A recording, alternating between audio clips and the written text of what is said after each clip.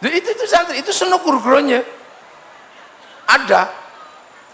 Dulu cerita-cerita seperti itu tentang bagaimana mereka meneliti santri, itu ditulis semua oleh Belanda, diterbitkan dalam penerbitan namanya Inis sekitar tahun 94 sampai tahun 95, termasuk tentang Habib, dibuka semua sama Belanda di situ.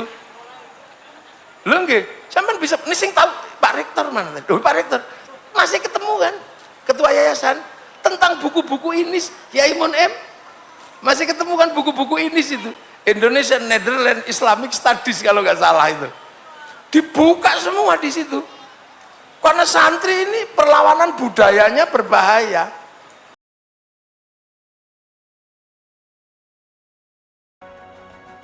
Gimana?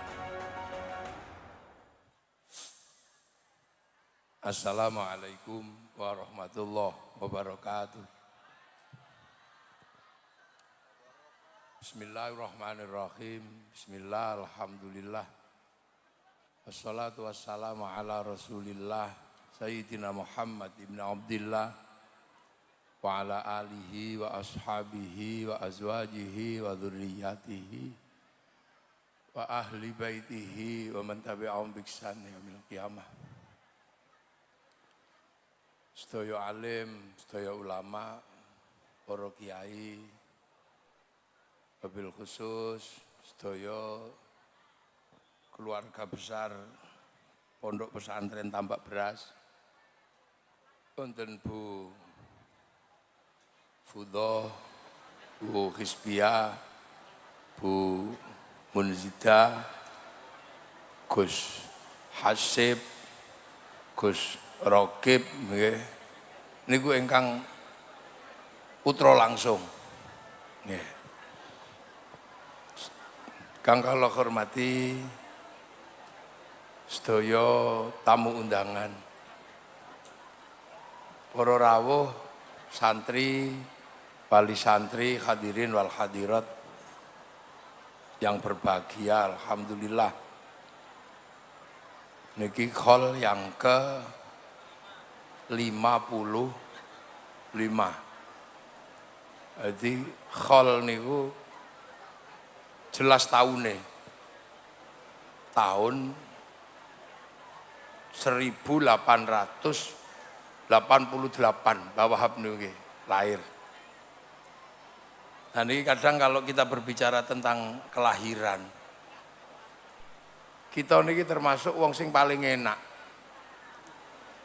Kalau diukur dari kelahiran itu kita bisa melihat zaman yang ada. Kaya kita niki wis pokoke zaman enak lah. Jadi Gusti Allah niku ngerti. Wong-wong jerih, wong-wong kecing wedinan kaya kita niku dilairno pun zaman enak. Sing kewendel-kendel niku dilairno dhisik. Delok kita. Dadi sing kendel-kendel niku didhisikno karo Allah. Sing kira-kira wani gelut, wani ngetokno bondo, niku karo Allah digilir. Mulakno kata zaman Nabi nggih digilir. Dadi sing zaman Nabi niku sing ngancani sing walladzina ma'ahu niku. Sahabat niku yo kelase yo pancen karo Allah dipasno. Sing diken ngancani Nabi niku Sayyidina Abu Bakar, Sayyidina Umar, Sayyidina Utsman, Sayyidina Ali katanya. Niku pancen Allah sing nata niku. Soale nek mboten dikancani tiyang kelas Sayyidina Abu Bakar, dakwah Nabi niku nggih mboten mlampah. Ana wong kok bandane dikekno kabeh dateng agamane Allah. Saiki ditarik zakat mawon lazisnu niku gak soge-soge. Pancen ngerti, dadi mulane sing model kaya awak dhewe niki dilairno mburi. Niku ketentuanipun Allah, mula wong lahir niku gak kena ditiru. Sing senengane gelut, kuat tirakat. Dia masih kuat menahan lapar. dan gak punya ketakutan ketika berhadapan dengan musuh. Niku ya dilahirno zaman Majapahit karo Allah. Mulane ana Gajah Mada wonten nucen Allah nglairno zaman semonten. Karena nopo? Menungso niku ciptaane bareng. Jadi Allah damel menungso niku bareng. Medune tok sing mboten padha. Milano nek berbicara tentang zaman itu. Zaman kemerdekaan mawon yang belum terlalu jauh. Niku enten tiyang kados Jenderal Sudirman niku. Niku paru-parune setunggal. Itu masih berangkat perang. Lah nek wong sakniki orang sekarang BPJS belum turun ribut. Makanya sing jenis kayak gitu lahirnya saiki. Raja-raja Jawa. Nggih. Raja-raja Jawa niku raja-raja Nusantara. Nggih.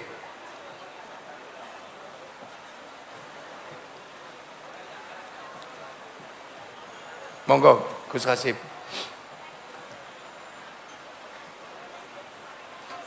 Raja-raja Jawa niku lahir ketika Indonesia merdeka.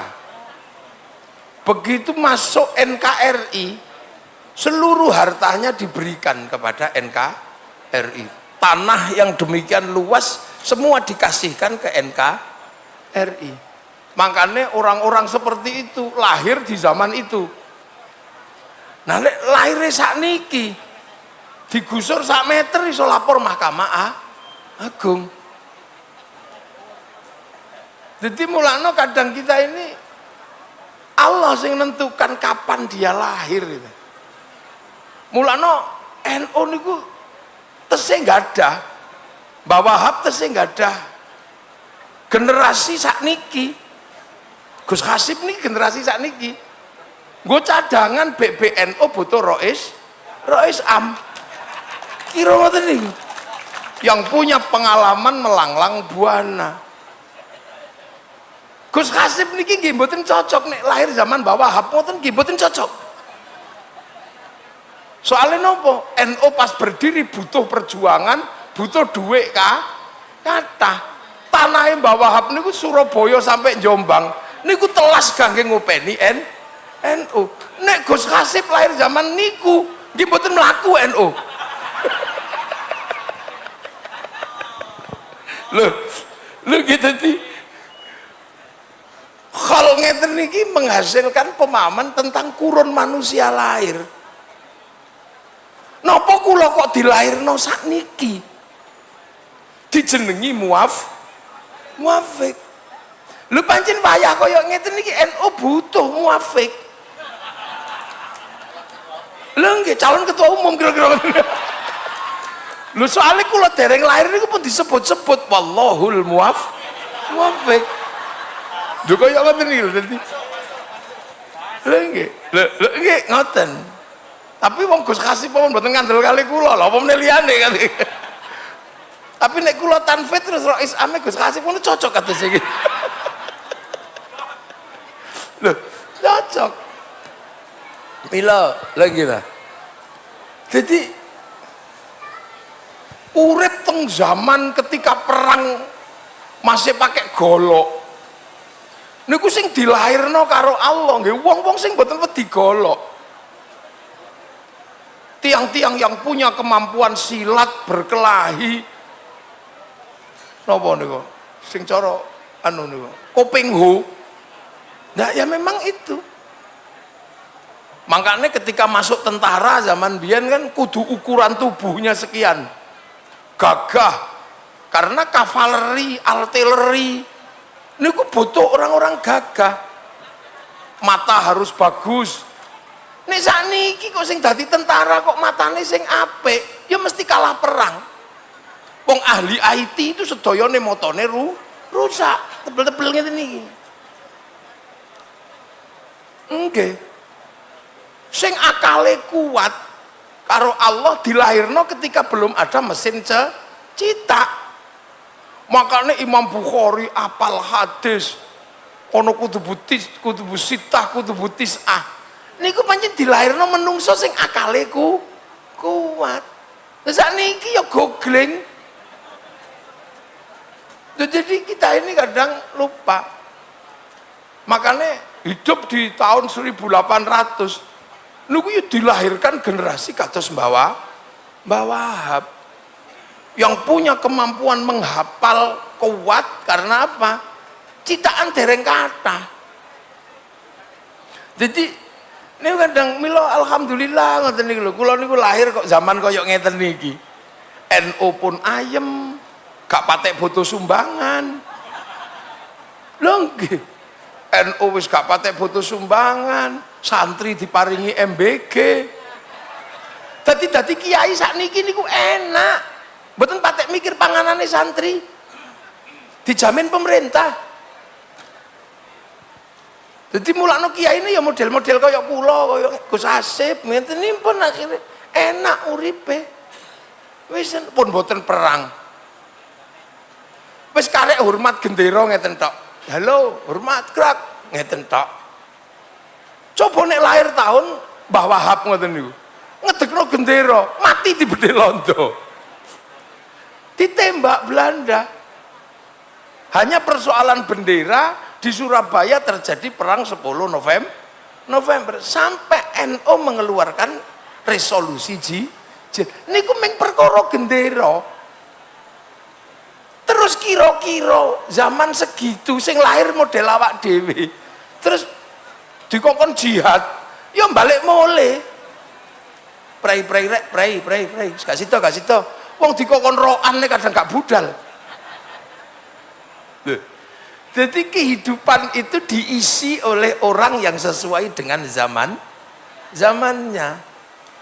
Makanya investasi orang di zamannya itu tidak boleh dilupakan. Karena setiap zaman melahirkan generasi yang membangun estafeta yang menjadi bandul kehidupan berikutnya. Mula NU slogane pun pas al muhafadzatu alal qadimis shalih wal akhdhu bil jadidil aslah. Selebihnya kan bisa lebih mudah. Lebih mudah. Jadi luwih enteng. Sakniki karek ngene tok. Biyen mati. Napa melih kok nyanyi ya lal waton ya lal waton ya lal waton. Zaman riyen lho iku yang njaluk mati. Makanya Mbah Wahab kok punya lagu ya lal waton. Berarti Mbah Wahab niku ya kendel tenan. Nggih kendel tenan. Wong londo sing didepi niku. Pemene sakniki wis karek enak ya lal waton ya lal waton ya lal waton. Belwantan, ya sekarang ngene mbiyen yuk tenanan. Mulane sakniki karena wis ora patek serius, kanune dikancani ma jenjeng nenek ma jenjeng arena ma jenjeng ngono to. Wong pancen mungsuhe gak ono.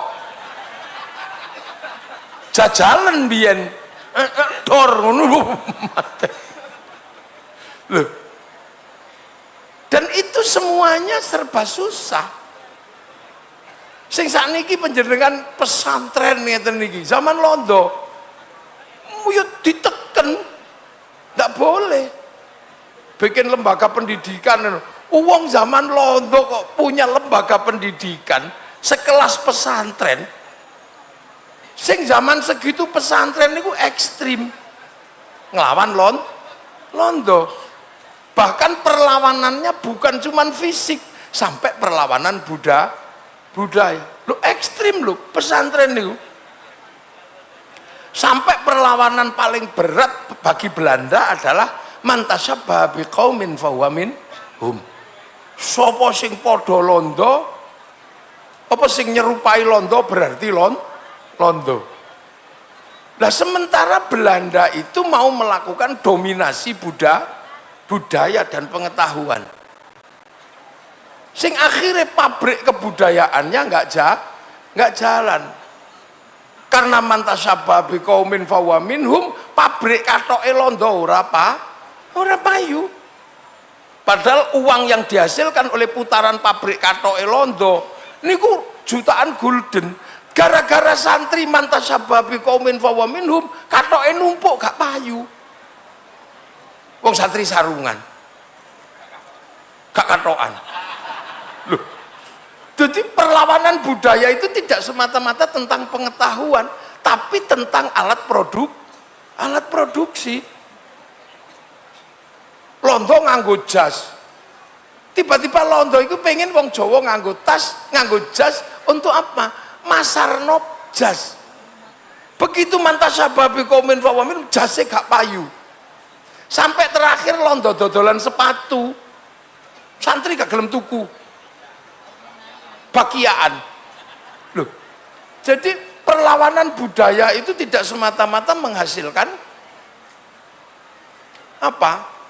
Perbedaan cara pandang, tapi sampai membunuh, menghilangkan basis produksi. Kita bisa lihat ketika dominasi dunia misalnya tiba-tiba disatukan dalam satu algoritma dan coding, semua ikut payu. Tapi Cina bangkang, tidak ikut algoritma internasional, dia bikin algoritma sendiri dengan hurufnya. Berapa duit yang dihasilkan? Dia lawan Amazon pakai Alibaba, dia lawan Facebook pakai QQ Ren, dia lawan WhatsApp pakai WeChat. Itu duit semua. WhatsApp sama WeChat dalam 1 bulan itu mendapatkan uang yang tidak bisa diambil oleh Mark Zuckerberg. Mark Zuckerberg itu saking Facebook dan WhatsApp dalam 1 bulan 200 triliun.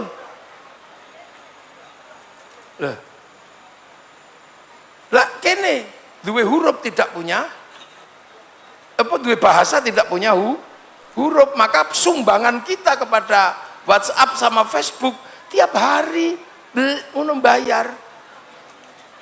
Loh, NU itu pernah melakukan perlawanan mantasyabbaha biqaumin fahuwa minhum. Musik Eropa niku dilawan kali Korea ngangge BTS. Loh, ini sekedar bahwa melakukan perlawanan Belanda dengan alat produksi yang berbeda. Bayangkan Belanda gak ya kalang kabut. Wong Korea itu tidak mau pakai musik Eropa, gawe dhewe jenenge BTS. Kita bisa ukur. Metallica tahun 91 itu pernah konser terbesar di dunia di Moskow. Penontonnya 6 juta orang. Dan kasetnya selama dia berproduksi 163 juta di seluruh dunia terbeli. Begitu Korea itu balik ke sistem kekoreaannya, gawe BTS, sekali konser waktu zaman Covid yang nonton 100 juta orang lebih, seminggu 4 kali, sebulan 16 kali. Dalam 1 tahun kita hitung uang untuk melawan musik internasional menggunakan BTS, duit masuk ke Korea dalam 1 tahun 2.600 triliun.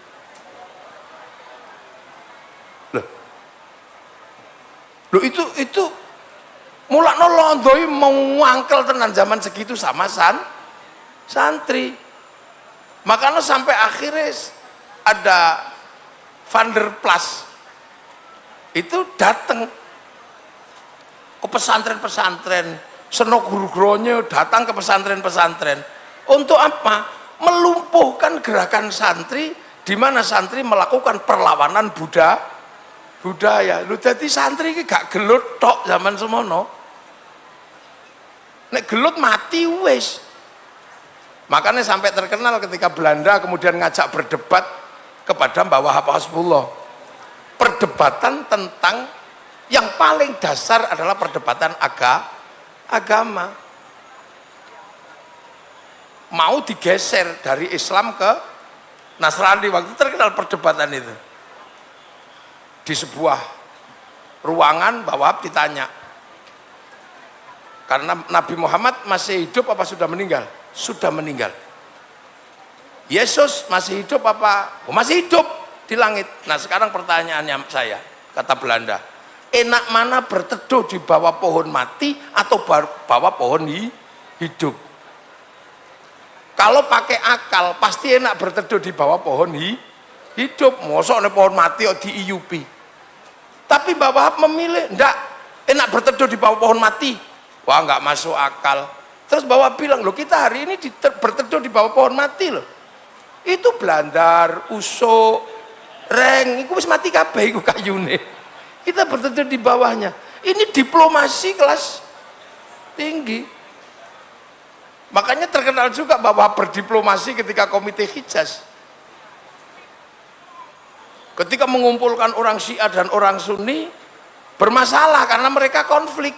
Syiah Sunni nggak ketemu sampai hari ini. Kecuali untuk urusan Iran sama Israel ya, nggak ketemu dikit. Dulu nggak ketemu, maka begitu ngelawan Wahabi, nggak ada. Ya Mbah Wahab dengan gaya pesantren guyon. Sebelum kita mulai pertemuan, saya mau nanya dari Indonesia. Kalau kiai di Indonesia itu ketemu yang muda cium tangan sama yang tua. Lah kenapa yang di sini kok cium pipi kiri pipi kanan? Dijelaskan kulit ketemu kulit, nanti akan ada apa? Saat nanti kita di akhirat akan disajikan saksi kulit ketemu kulit. Loh, apa bedanya karo semut? Dari Mbah Wahab. Apa bedanya sama semut? Lah terus apa semut? Loh, semut itu karena apa? Kok cium ke kiri cium ke kanan? Sampai tahu ndak? Waktu berlayar kapal Nabi Nuh itu khawatir seluruh binatang nanti mana di atas kapal. Nek kapalnya terlalu banyak penghuninya nanti tenggelam. Maka seluruh manuke binatang dicopoti karo Nabi Nuh, dilebokno lemari katanya. Iki ning Quran yo ora eneng, ning hadis ora ana kaya Wahab yo. Sampai saiki to jog-jog kiai keluar centelno. Begitu lihat daratan seluruh binatang berlari mendarat. Yang pertama karena larinya kenceng itu kuda. Nah kuda ngambil burung, keliru burungnya gajah. Makanya sampai sekarang punyanya kuda besar sekali. Nah setelah dibagi semua, nyisa 2. Lah ini burung siapa kecil-kecil ini? Oh itu burungnya semut Nabi. Nah semutnya mana? Udah pergi duluan. Ya udah kita tunggu siapa tahu balik lagi ngambil burungnya. Ditunggu nggak pulang-pulang. Akhirnya burung itu dikentirno sama kapalnya yang mendarat di Gunung Ararat itu. Itu. Nah burungnya itu hilang, makanya sampai sekarang semut itu kalau ketemu temennya itu cium pipi kiri, bukan kok cium pipi kiri, itu nanya manukmu wis ketemu dorong ya. Duh iku nek gak diplomasi nih kiai udah bisa akhirnya guyu ngekek Sunni Syiah dengan jok bisa ketawa. Makanya kayak Mas Gibran gitu ya ono joke ono guyone. Mulane kiai kok metenteng ngene iki gak patek kiai. Lho itu Mbah Wahab dan itu cair. Makanya ketika Gus Dur berdiplomasi dengan Presiden Clinton tentang embargo pesawat, ya guyon. Clinton sampai guyu ngekek-ngekek itu. Jadi pesawatnya Inggris disabotase, kejar. Pesawatnya Amerika disabotase, Presiden bilang kejar. Begitu pesawat Indonesia disabotase, gak usah dikejar. Nah, kenapa Presiden? Nanti jatuh sendiri itu gitu. Nah ketika jatuh, katanya Gus Dur, ketika jatuh tersisa mati semua, tinggal 3. Orang Amerika, orang Indonesia, orang Inggris. Terdampar di satu pulau, tiba-tiba jin datang. Kamu kalau mau nyembah aku, tak bebaskan kamu. Kalau mau nyembah aku, tak bebas no. Ya sudah, gak apa-apa, aku sembah kamulah. Ya Tuhan iblis katanya. Saya dari Amerika punya banyak kerjaan, aku mau pulang. Oke, pulang, celing, balik ke Amerika. Yang Inggris, ya Tuhan iblis. Aku mau pulang ke Inggris, pekerjaanku banyak. Pulang ya, celing, pulang. Yang dari Indonesia, kamu minta apa? Ya Tuhan iblis, ku sembah kamu. Tapi aku di sini kesepian. tolong kembalikan 2 temanku yang tadi itu. Loh, itu diplomasi itu ada, dan itu khas pesantren. Karena apa? Itu semua berangkat dari dulu kita pernah melakukan perlawanan yang cukup serius dengan man tasyabbaha biqaumin fahuwa minhum. Nah itu. Nah, perlawanan itu salah satu hasilnya, iki ono hasilnya, Londoi bangkrut. Ngadepi pesantren itu. Makanya sampai ada istilah santri itu, nek pengen ngerti santri sing balelo. Di Indonesia itu cirinya 3. Angger ketone miring, sarunge nglinting, mambu rokok. Nah itu santri. Itu santri, itu seno kurgronya. Ada. Dulu cerita-cerita seperti itu tentang bagaimana mereka meneliti santri, itu ditulis semua oleh Belanda, diterbitkan dalam penerbitan namanya Inis sekitar tahun 94 sampai tahun 95, termasuk tentang Habib. Dibuka semua sama Belanda di situ. Lho nggih, sampean bisa ini sing tahu Pak Rektor mana? Pak Rektor masih ketemu kan ketua yayasan tentang buku-buku Inis, Kiai Mun M. Masih ketemu kan buku-buku Inis itu, Indonesian Netherlands Islamic Studies kalau nggak salah itu. Dibuka semua di situ. Karena santri ini perlawanan budayanya berbahaya. Nggih, sisa-sisa perang di Ponegoro ini nggak selesai-selesai. Gitu. Tapi santri tidak pernah kehilangan apapun, karena fungsi santri sampai detik ini dan sampai zaman itu nggak pernah kehilangan. Ini yang hebat. Walaupun apapun pekerjaannya, santri itu nggak pernah kehilangan tulang punggung utamanya Islam. Islam itu tulang punggungnya kan cuma 5 sama 6. Rukun iman, rukun Islam. Nggak pernah kehilangan santri. Dari dulu ya tetap zaman Rasul sampai sekarang ya masih antuk minabillah. Wa malaikatihi ya masih 10. Nggak pernah ketambahan Lia Eden ya nggak ketambahan. Yang lain kan mulai ketambahan. Wa kutubihi, Quran juga masih seperti itu. Jadi bahwa itu dan pesantren sampai hari ini juga nggak pernah kehilangan sebagai seorang ulama warasatul anbiya. Wa kutubihi, kitab ya masih sama, hanya ngecernya aja yang beda. Ada yang dikirim utuh, kelas grosir, hafidul Quran 30 juz. NU punya eceran namanya yasinan karena cukup untuk ngecer yasin tok. Ada yang bagian ngecer kul hufalaknas tahlilan. Ada yang eceran per ayat, NU punya. Nah ya Mas Duki ini grosir 30 juz. Sing ngecer ono sing tukang gelut dikasih 1 ayat idza batostum jabarin. Sing bojone minggat dikasih eceran innahu min Sulaiman wa innahu bismillahirrahmanirrahim.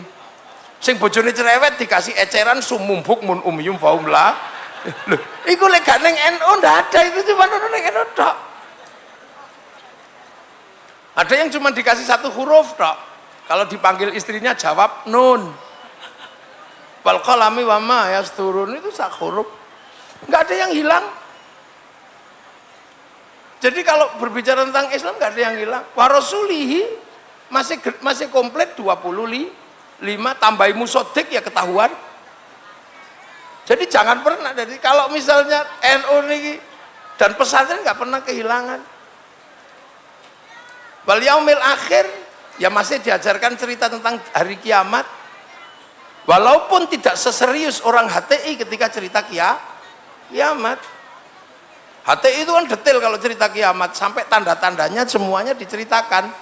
Tanggal 15 Ramadan, hari Jumat akan ada asteroid nabrak bumi. Sampai semua orang takut, ada yang iuran, ada yang ini. Ternyata hari Sabtu belum jadi kiamat. Akhirnya Baikuni, ada Ustadz apa itu yang itu yang Jakarta itu kan ada itu yang HTI ya gagal dia membangun cerita kiamat, Wong sudah direpresentasikan hari Jumat ternyata sampai Setu masih selamat. Nah itulah makanya kiai-kiai NU nggak terlalu serius bakas kiamat. Saya pernah nanya kepada Mbak Yai Sepuh, kenapa sih kiai kok nggak serius bakas kiamat? Jawabannya sederhana, Allah wong kiamat bareng-bareng mawon kok serius-serius. Wabil qadri khairihi wa syarrihi masih utuh sampai hari ini di semua pesantren. Tentang baik dan buruk itu dari Allah. Kiai masih nek kira banmu kempes ngono. Alah ya ndak apa-apa lah wong ban kempes ya dinteni tukang tambal ban.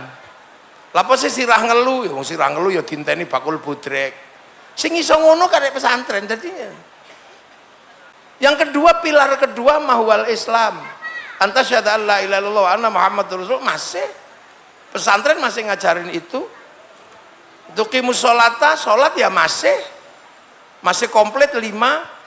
Walaupun ada yang bikin paket himat, ada seminggu sekali Jumatan tok ya ada yang paket irit setahun sekali lebaran, tapi masih kurikulumnya masih ada. Waktu Tiaz Zakata mengeluarkan zakat, walaupun akhirnya pilih paling minimalis zakat fitrah. Tasuma Ramadan, puasa bulan masih sampai sekarang, bahkan ketambahan puasa jatuh cinta. Nek apa cintanya ditolak masih puasa santri, pengen lulus ujian santri, pengen UMPTN masih puasa, masih komplit. Walaupun ada yang ngambil paket hemat, puasa Ramadan depan sama belakang, tengahnya bolong. Tapi kalau santri nggak ada, yang paling jelek di bulan Ramadan itu kan ada. Santri kayaknya nggak ada di situ. Orang paling jelek di bulan Ramadan itu satu, wis gak poso, melu riyoyo, ngecat omah. Santri kayaknya nggak ada. Jadi Islam masih aman. Tahujjal baiti dan pergi haji ke Baitullah manistato ailai sabila ya masih utuh. Pergi haji sampai antri-antri. Lo artinya pesantren penerus para ulama, penerus para wali masih utuh, nggak ada yang kurang, nggak ada yang kurang. Tetapi ketika berbicara model NU ini kan banyak sekali gerakan-gerakan yang terlihat bukan sebagai gerakan agama. Loh, koyok tiba-tiba DPR GR, ini hubungannya apa karo agama? Sepertinya nggak berhubungan. Tiba-tiba ada santri kalong. Loh, Kang Asep ini santri kalong tok ini jadi ketua BPN Jawa Timur. Loh, kayak santri kalong ketua ketua BPN. Coba nek santri tenanan, jadi menteri sampean. Loh, jadi kadang orang melihat. Makanya sampai hari ini ada, jadi sampean jangan heran. Kelompok-kelompok Islam yang menganggap bahwa nggak ada hubungan agama dengan negara, bahkan menyebut negara itu tauhid. Tapi kenapa NU tidak pernah melakukan itu? Bahkan hubul waton minal iman. Sementara hubul waton minal iman ala NU itu lahir dari mantasyabbaha biqaumin fahuwa minhum. Loh, jadi NU ini, pesantren ini berbicara tentang cinta tanah air itu semenjak sebelum Belanda datang. Karena apa? NU ini penerusnya para wali. Dan wali itu ketika berbicara tentang Islam dan negara itu semenjak datang ke sini. Tapi wali ketika menata negara itu menggunakan rumus-rumus Rasul, memperkenalkan konsep kullukum ra'in wa kullukum mas'ulun an ra'iyati, sehingga orang Nusantara kemudian mengenal konsep ra'iyah yang sekarang menjadi rakyat, untuk melebur struktur masyarakat yang berbeda, raja, hamba, kawulo, gusti, baginda, hamba sahaya. Kalau terus begitu Rasulullah Islam nggak bisa jalan karena struktur masyarakatnya beda. Maka para wali merukunkan itu. Rukun aja deh, jadi satu. Kamu apapun agamamu, apapun sukumu, mari hidup saling bertanggung jawab. Maka konsep ro'iyah diterapkan di sini yang sampai sekarang menjadi rakyat. Dan itu bahasa negara, rakyat itu. Ketika ro'iyah yang berbeda-beda itu hidup, para wali tahun 1400 membuat konsep, ayo saling melengkapi, saling bersama, melahirkan konsep musyarakah yang sekarang dikenal dengan bahasa masyarakat. Yang sampai sekarang NU masih wasatiyah. Itu kenapa? Lah karena konsep musyarakah. Ro'iyah yang berbeda-beda saling melengkapi. Kiai sholat yang bikinkan sarung pabrik, yang bikinkan pabrik Cino. Makanya kiai nggak suka ngamuk Cino, karena kalau Cino ne lungo udah. Kiai bikin masjid mesti pakai bangunan, nggak mungkin cuman pasir sama batu, butuh besi sama semen. Makanya sampai sekarang kiai nggak suka ngamuk pabrik, karena nek pabriknya budal, masjidnya ora tangi. Kita pergi haji pakai bank, nggak bisa, wong pilotnya nggak mau dikasih duit. Makanya kiai nggak suka mengharamkan bank, nek banknya diharamno, ora sido haji. Tawassut itu dari situ. Bahkan tentang sampai ke Yahudi, kiai nggak pernah Yahudi hancurkan semua di dunia, bunuh semua, nggak bisa, karena kiai juga tahu begitu pergi haji pakai pesawat Boeing atau Airbus. Boeing Airbus buatan Yahudi, Yahudi dibunuh semua, renang kita. Loh, itu sampai hari ini kita masih dalam konsep yang zaman wali disebut musyarakah.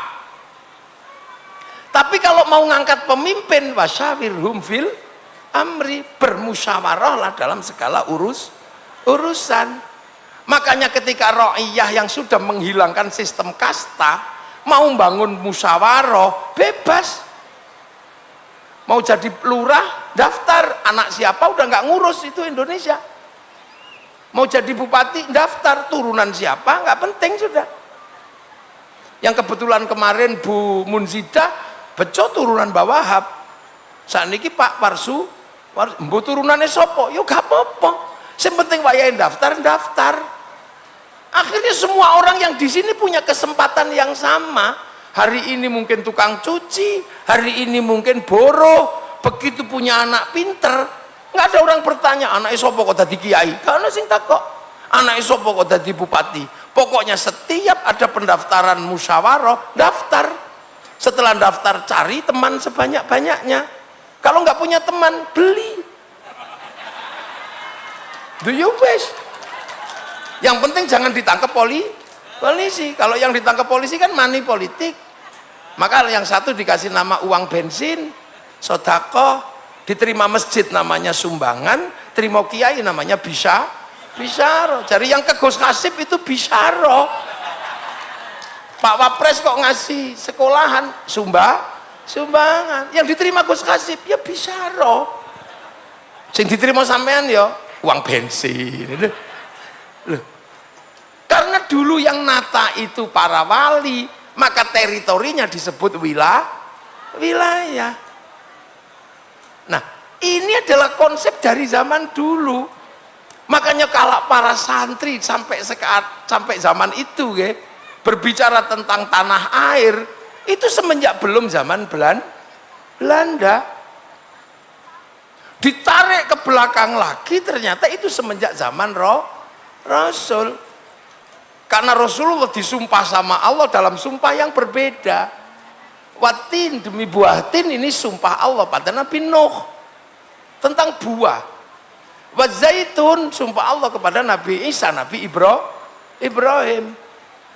Waturi sinin, sumpah Allah pada Nabi Musa. Lah sumpah Allah pada Nabi Muhammad itu apa? Wahadzal baladil amin, tentang keamanan sebuah bangsa dan negara. Loh, Nabi itu mesti disumpah Allah.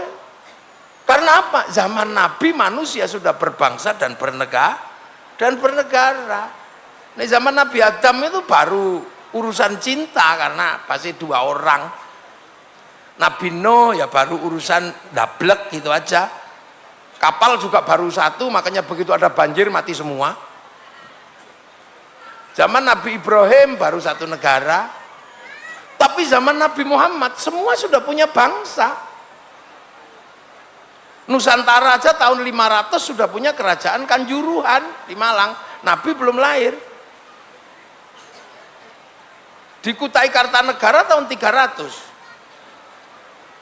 Kalingga tahun 500. Mataram tahun 600. Tarumanegara 350 sampai 400. Salokanegara tahun 300. Loh, artinya di Indonesia, di Nusantara ketika Nabi jadi Nabi, manusia sudah membentuk negara.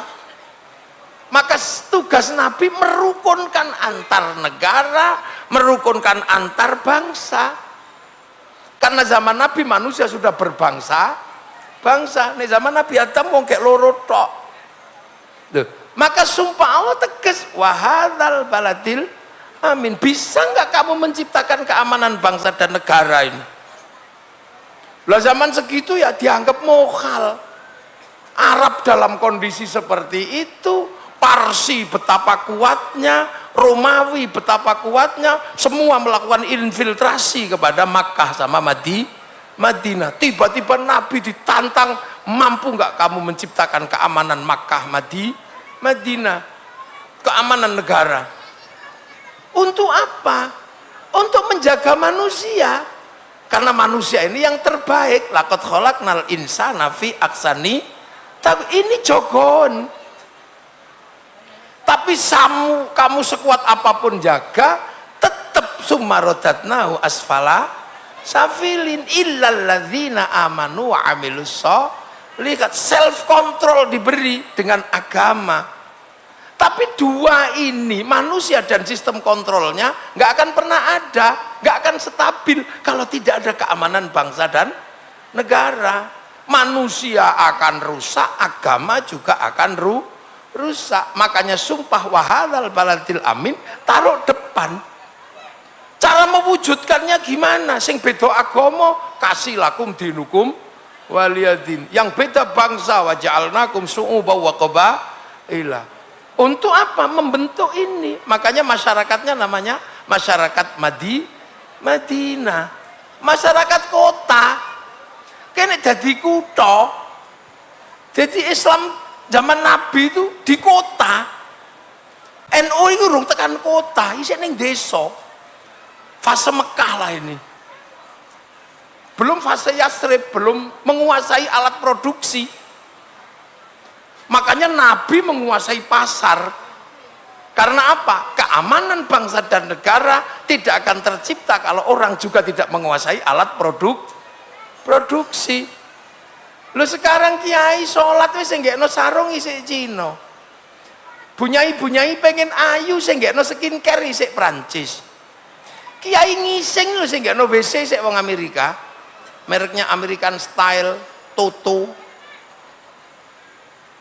Kiai cewek itu sing nggekno tisu isik Cina. Duwe anak sing nggekno pempes isik londo. Loh, artinya kita belum menjadi masyarakat yang dibayangkan tentang masyarakat Madinah. Kiai ngombe sing nggekno botol isik apa kuwi? Isik Danon isik apa? Belum. Pengajiannya sing nggekno mic isik. Makanya yang menguasai produksi kaya dia. Yahudi itu siapapun tetap kaya, mau dia nggawe pesawat. Semakin rajin umroh pesawatnya tambah laris. Semakin sering haji, Paris Hilton tambah kaya. Loh, makanya tambah kaya wong hotel Hilton laku. Padahal Paris Hilton itu ora tau katokan, ora tau kutangan. Yang selalu kita anggap bahwa itu melanggar syarak. Tapi hotelnya payu. Sampai muni Cina, tapi begitu setiap rokok gudang garam payu.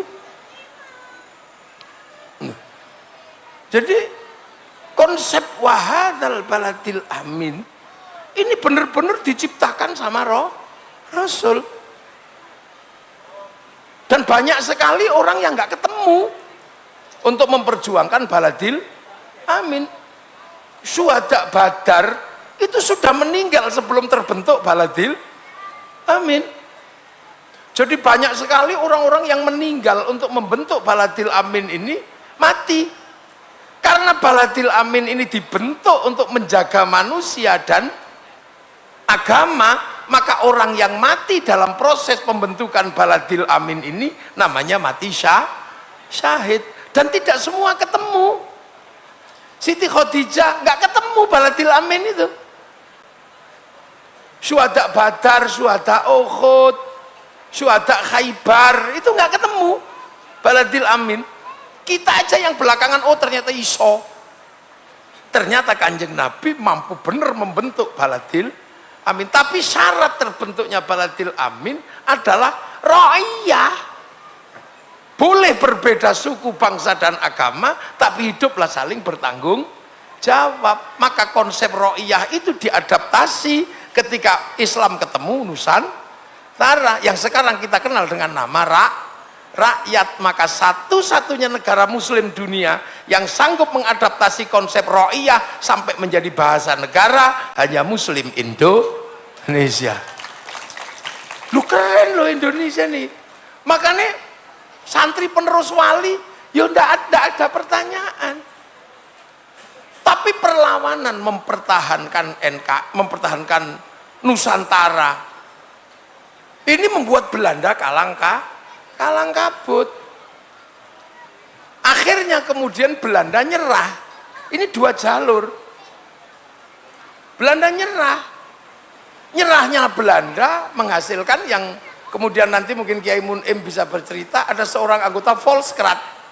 Volkskrant itu anggota DPR, tapi lokal Hindia Belanda namanya Van de Venter. Van de Venter ini ngirim surat, kita udah nggak sanggup menahan perlawanan santri, terus bangkrut Londo. Maka kirim surat pada Wilhelmina, sekolahkanlah anak-anak pribumi agar bisa kita jajah pemikirannya. Lahirlah politik etis, sehingga kemudian non santri bisa sekolah, tapi langsung sekolah ke Belanda. Diciptakan oleh Belanda agar nanti ketika pulang menjadi kaki tangannya Belanda. Kenapa santri tidak ada yang sekolah di sekolahannya Belanda? Karena mantasyabbaha biqaumin fahuwa minhum. Jadi ini ada jalur dua yang berbeda. Lah anak-anak yang bisa sekolah di sekolahan Belanda, kalau pulang diharapkan jadi priayi. Tapi ternyata sampai di sana santri murid-murid Indonesia itu keluyuran ning toko-toko buku loak itu loh. Ketemu buku yang ditulis oleh Ernest Renan yang judulnya What is the Nation? Apa itu bangsa? Akhirnya anak-anak yang tadinya dibayangkan akan menjadi kaki tangan Belanda juga memikirkan bangsa. Disitulah luar biasanya ketika anak-anak yang dididik Belanda pulang juga memikirkan bangsa, luput dari pemahaman Belanda. Itu ternyata santri yang anti Belanda dan bahkan anti sistem pendidikan Belanda itu bisa berkolaborasi. Ini aneh. Makanya dalam pandangan ilmu pengetahuan ini dua hal yang aneh. Kok iso Mbah Wahab itu kekancan sama Bung Karno? Kok bisa Mbah Wahab ini berteman baik sama Cokro Aminoto? Padahal ini dua alur yang tadinya saling mengkafirkan dalam pendidikan. Loh. Sing kene ini tetap bertahan dengan pesantren, nggak mau apapun sing mambu Londo. Bahkan sampai ono cerita Mbah Hasyim Asy'ari itu disuruh bayar pajak pakai gulden, nggak mau. Karena kalau pakai gulden berarti sama dengan Belanda, wong bayarin nganggo duit Londo. Kalau mau ambil beras silakan, ambil sapi silakan, tapi kalau ambil pakai gulden nggak mau saya. Tuh. Artinya perlawanan budaya itu keras. Sementara anak-anak yang sekolah di Londo ini, di Belanda ini, hasil pendidikan Belanda. Wis pancen bolo Londo, pantek Londo, sekolah Londo. Tapi begitu pulang sama-sama berbicara bangsa, bisa ketemu. Wiki lho. Anake NU kalau anake MTA ngono iso ketemu ora kira-kira? Dua pandang yang berbeda. Tiba-tiba Mbah Wahab bisa berdiskusi dengan Bung Karno di tempatnya Cokro Aminoto. Yang satu dulu dikafirkan karena ikut pendidikan Belanda, yang satu menarik diri dari kehidupan politik Belanda. Lu kok iso ketemu? Betapa jiwa besar kalau sudah ngomongin keamanan bangsa dan negara, apapun tidak dianggap oleh NU, semua demi bangsa dan negara. Yang tadinya tidak terima, tadi terima, demi bangsa dan negara bersatu. Itu dahsyat luar biasa.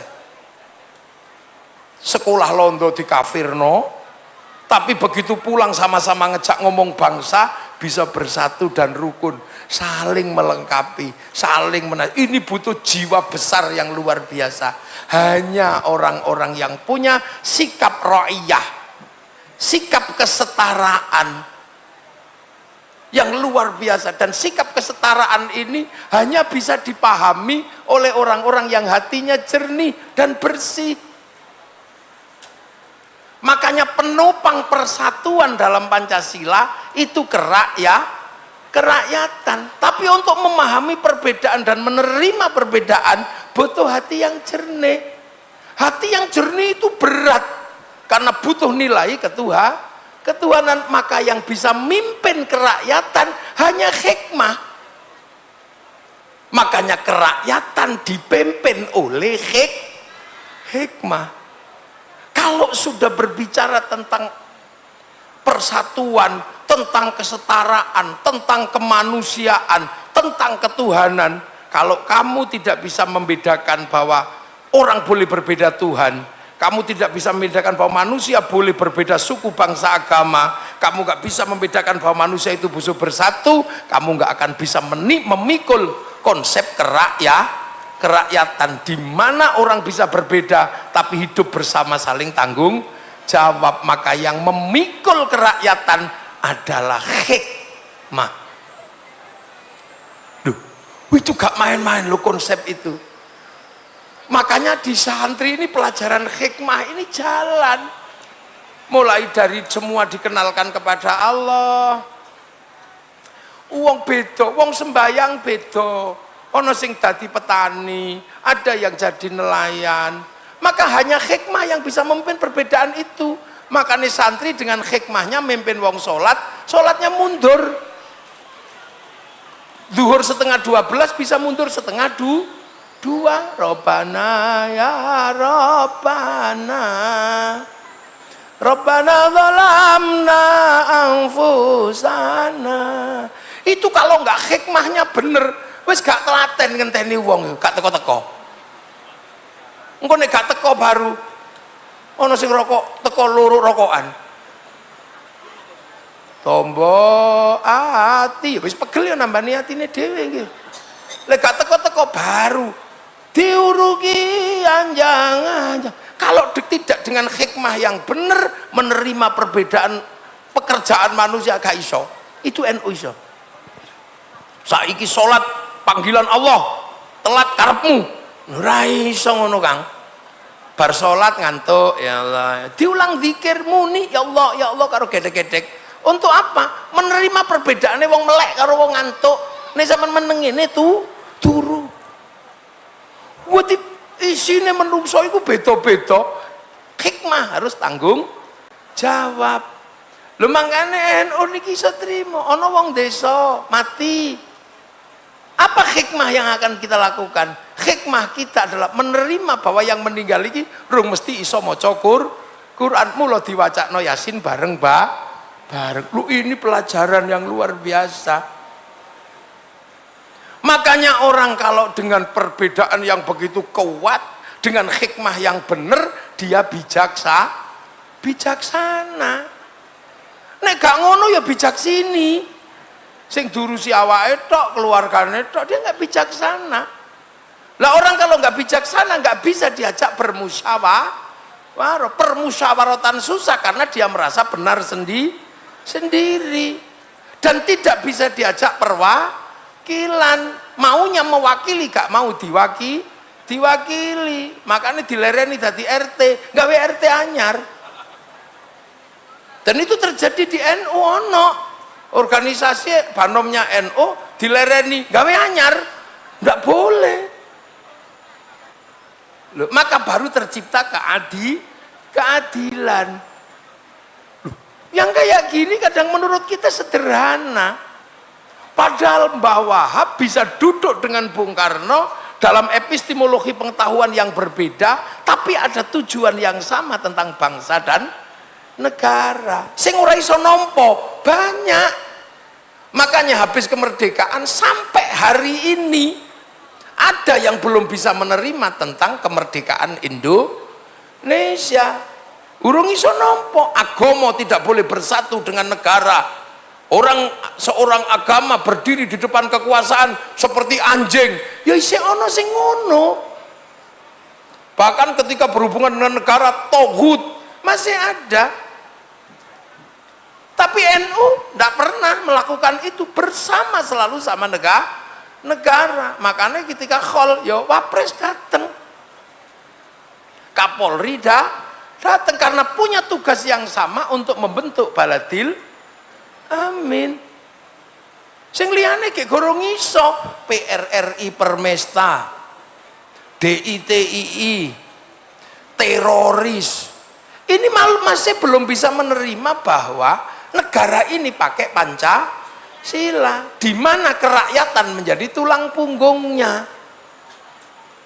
Mereka masih pengen kami yang terbaik, kakek kami yang terbaik, 70 kalian lebih bagus satu kami daripada lu. Ini gorong iso nampa nek wong Indonesia wis kerakyatan. Makanya mereka ini senengnya mewakili, gak gelem diwakili. Ya nggak bijaksana. Lha Kiai, beres wis ngoten niku. Kita terima NKRI. Loh, ngeten niki. Dan apa yang terjadi? Manusianya terjaga. Iman agamanya terjaga. Makanya bagi yang berjuang di situ untuk membentuk Baladil Amin, tetap kalau mati syahid. Nah kita yang nggak ikut-ikutan, cuma nyekseni dak. Kita cuma disuruh bersaksi aja, iya bener gitu. Bala wa ana ala dzalika minasy syahidin. Iya. Bejone awak dhewe tidak hidup di era Baladil Amin pembentukannya. Kita menikmati Baladil Amin. Tinggal membangun sistem kemanusiaan. Makanya pesantren punya lembaga pendidikan untuk apa? Memfasilitasi kemanusiaan. Karena manusia ini ruang produksi yang luar biasa. Kepala saja kalau misalnya tambak beras ini bisa menghidupi kepalanya kaum muslimin, triliunan asetnya. Yang berputar di jilbab ini berapa triliun? Yang berputar di skincare berapa triliun? Yang berputar di alis tok niki idep apa celak berapa triliun duitnya, yang beredar di eyeshadow berapa triliun, yang beredar di maskara berapa triliun, banyak sekali. Loh niki sing tak enteni Gus Kasipit wau niku empun niku kit mau nanti sampean meneng mawon kula ya wis panase kaya ngene. Karep kula iku 10 menit panjenengan iso anteng ngeten mawon aku ya. Loh itu, makanya membentuk yang berputar besar. Yang beredar di gigi aja berapa triliun. Mulai dari lipstik, iki untu odol, sikat gigi sampai behel. Itu berapa triliun dan kita belum ada yang di situ. Maka al-akhdhu bil jadidil aslah adalah proses yang sudah diletakkan oleh Mbah Wahab untuk kita isi. Santri mampu nggak membangun alat-alat produksi untuk apa? Menjaga agar manusia tetap aksani takwim. Lho mek ngoten niku tok khol niku asline. Karo bersyukur alhamdulillah awak dhewe lahir tahun 2000.